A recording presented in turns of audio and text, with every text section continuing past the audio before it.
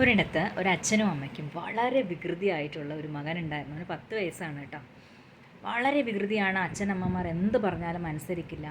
അങ്ങനെ ഭയങ്കര നോട്ടി ആയിട്ടുള്ളൊരു കുട്ടിയാണ്. ഇത് കാരണം അച്ഛനമ്മമാർ വളരെയധികം സങ്കടപ്പെട്ടിരുന്നു.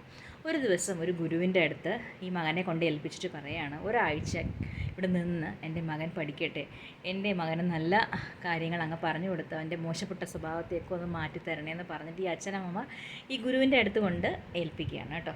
അപ്പോൾ ഗുരു ആദ്യത്തെ ദിവസം ഈ മകനോട് പറഞ്ഞു, ഞാൻ നിനക്ക് 3 ജോലി തരും, 3 ടാസ്ക് തരും. ഈ 3 ജോലി നീ ചെയ്തു തീരുകയാണെങ്കിൽ മാത്രമേ നിനക്ക് ഭക്ഷണം തരികയുള്ളൂ എന്ന് പറയുകയാണ്. അങ്ങനെ ആദ്യത്തെ ദിവസം ഈ ഗുരു ആ മകനോട് അടുത്ത് നിന്നൊരു പുല്ല് ചൂണ്ടിക്കാണിച്ചിട്ട് പറഞ്ഞു, അത് നീ എനിക്ക് പിഴുതെടുത്ത് കൊണ്ട് തരണം. ഇത് കേട്ട ഉടനെ ആ കുഞ്ഞു മകന് വളരെയധികം സന്തോഷം തോന്നി. കാരണം ഇത് വലിയൊരു ടാസ്ക് ഒന്നും അല്ലല്ലോ. അവനത് ഓടിച്ചെന്ന് പിഴുതെടുത്ത് ഗുരുവിൻ്റെ കയ്യിൽ കൊണ്ടു കൊടുത്തു. അടുത്ത ദിവസം ആയപ്പോൾ ഗുരു കുറച്ച് വലിയൊരു ചെടി പിഴുതെടുത്ത് കൊണ്ടുവരാൻ പറഞ്ഞു. അതും കുറച്ച് പ്രയാസപ്പെട്ടിട്ടായാലും ആ മോൻ പിഴുതെടുത്ത് കൊണ്ട് ആ ഗുരുവിനെ ഏൽപ്പിച്ചു. അതിൻ്റെ അടുത്ത ദിവസം ആയപ്പോൾ ഗുരു പറഞ്ഞു, ഒരു വലിയൊരു മരം ചൂണ്ടിക്കാണിച്ചിട്ട് പറഞ്ഞു, ഈ മരത്തിനെ എനിക്കിപ്പം പിഴുതു തരണം. ഒട്ടും ആലോചിക്കാതെ ആ മോൻ പറഞ്ഞു, സാധിക്കില്ല, ഇത്രയും വലിയ മരം ഞാൻ എങ്ങനെയാണ് പിഴുതെടുക്കുന്നത്?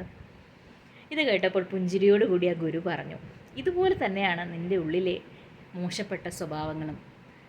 നമുക്ക് ഉള്ളിൽ ഉറച്ചുപോയ ബിഹേവിയേഴ്സ്, മോശമായ ബിഹേവിയേഴ്സ് നമുക്ക് മാറ്റാൻ വളരെ പ്രയാസമാണ്. എന്നാൽ അത് ആദ്യമേ തന്നെ അത് നമ്മളിൽ നിന്നും മാറ്റാൻ ശ്രമിച്ചു കഴിഞ്ഞാൽ അത് മാറ്റാൻ വളരെയധികം ഈസിയാണ്.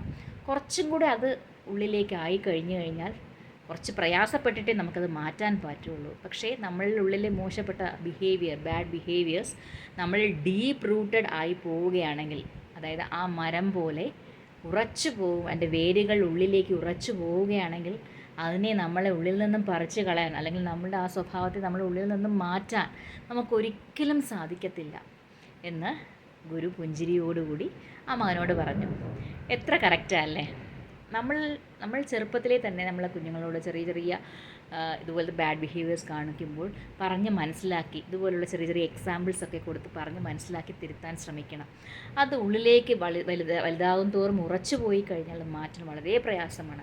ഇത് കുട്ടികളുടെ കാര്യമെന്നല്ല കേട്ടോ, വലിയവരായാലും ശരി തന്നെ നമ്മളുടെ ബാഡ് ബിഹേവിയേഴ്സ്, ചിലപ്പോൾ സ്മോക്കിംഗ് ആവാം, ആൽക്കഹോളിസം ആവാം, അല്ലെങ്കിൽ നമ്മുടെ ഈ ഫോണിനുള്ള അഡിക്ഷൻ ആവാം, ഇതുപോലെ എന്ത് കാര്യങ്ങളായാലും ഡീപ്പ് റൂട്ടഡ് ആയി പോയി കഴിഞ്ഞാൽ അത് നമുക്ക് മാറ്റിയെടുക്കാൻ വളരെ പ്രയാസമാണ്.